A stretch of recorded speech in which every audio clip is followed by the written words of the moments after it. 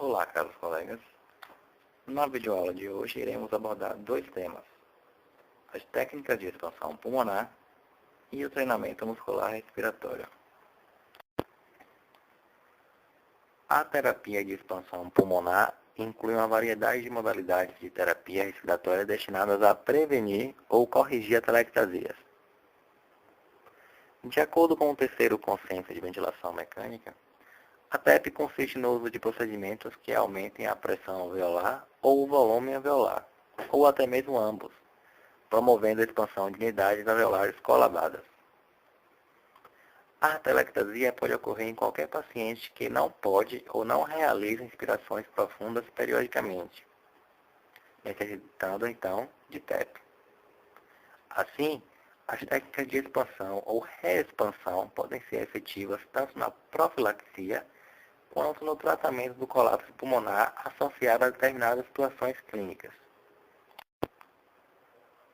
A TEP funciona de forma a aumentar o volume pulmonar através do aumento do gradiente de pressão transpulmonar, obedecendo a seguinte fórmula: a pressão transpulmonar é igual à pressão alveolar menos a pressão pleural. Desse modo, quanto maior for o gradiente de pressão transpulmonar, maior será a expansão alveolar. Para tanto, o mesmo pode ser aumentado pela diminuição da pressão pleural circunvizinha ou pelo aumento da pressão alveolar. Uma inspiração espontânea profunda aumenta a pressão transpulmonar pela diminuição da pressão pleural.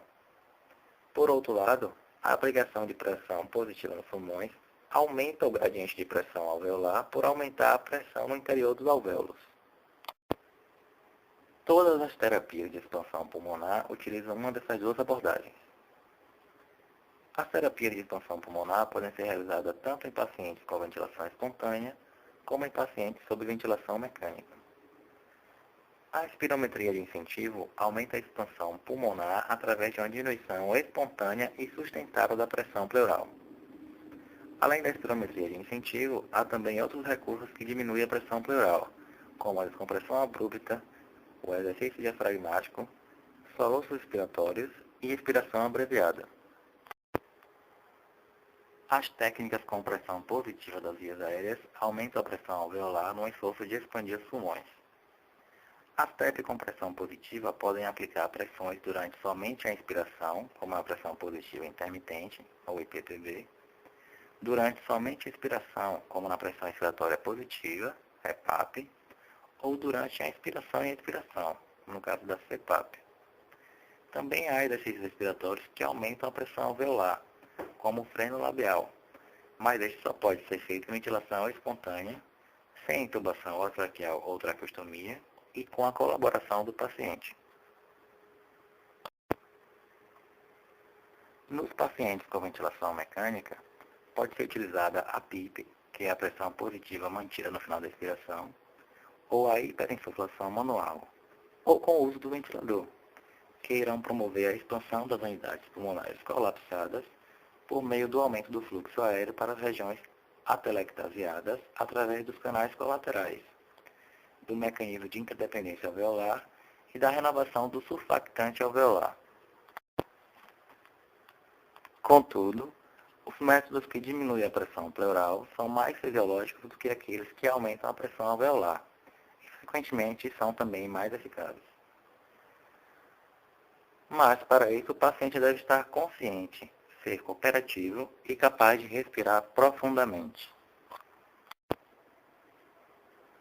O treinamento muscular respiratório é uma conduta fisioterapêutica que consiste em melhorar o processo ventilatório, envolvendo o ganho de força ou de resistência, ou seja, a endurance, dos músculos respiratórios, sendo utilizado em situações como processo de desmame difícil, diminuição de força muscular respiratória, quando a PI máxima ela está inferior a 30 cm de água, disfunção cardiopulmonar ou diminuição da resistência física.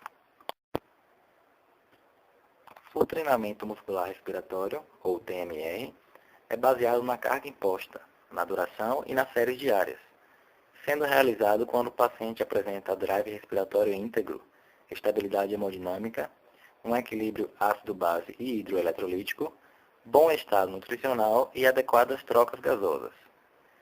Se a sua resposta a todas essas perguntas foi sim, então você pode submeter o paciente ao TMR. Uma forma simples de TMR é a utilização de pesos de carga mensurada sobre o abdômen ou estímulo manual diafragmático, proporcionando uma propriocepção e incentivando o paciente a realizar uma respiração diafragmática. Pode ser realizada com 3 séries de 10 repetições, com intervalo de 2 minutos entre as séries, 3 vezes ao dia. Segundo o terceiro Consenso Brasileiro de Ventilação Mecânica, o treinamento de endurance consiste no aumento progressivo de carga aos músculos respiratórios. Para tanto, pode ser implementado baixos valores de pressão de suporte, como uma PSV de 5 cm de água, ou a utilização do tubo P, se houver tolerância à respiração espontânea superior a 15 minutos. O aumento progressivo do tempo de respiração espontânea, alternado com o suporte ventilatório suficiente para diminuir o trabalho respiratório do paciente abaixo do limiar de fadiga, promove o aumento da endurance dos músculos respiratórios, permitindo assim o ganho de maior tempo de treinamento, o que por sua vez proporciona maior tempo de respiração espontânea ao paciente.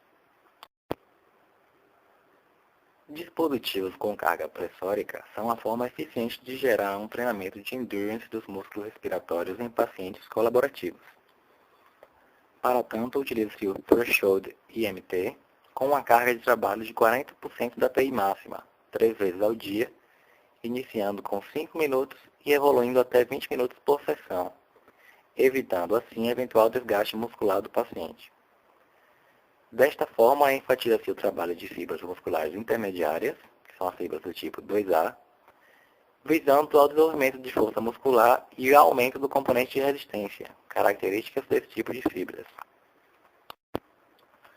Convém lembrar que o paciente em treinamento muscular respiratório está trabalhando ao longo do tempo contra uma carga imposta pela retirada do suporte ventilatório ou com baixos valores de pressão de suporte. Portanto, essa carga imposta aos músculos respiratórios pode estar gerando um trabalho muscular acima do limiar de fadiga, ou até mesmo levando ao seu desenvolvimento, se não for instituído um método para aliviar a carga. Vários estudos demonstram que quando o paciente começa a apresentar sinais clínicos de intolerância à respiração espontânea, como quando ele faz uso de músculos acessórios, ele está entrando na zona de fadiga. E nós devemos estar muito atentos a estes sinais e sempre seguir um protocolo para estabelecer as condutas na tentativa de diminuir o tempo e interromper a ventilação mecânica nesse grupo de pacientes. Bom, pessoal, por hoje é só. Esperamos que vocês tenham gostado da nossa videoaula. Muito obrigado por nos assistir e aguardem a nossa próxima videoaula.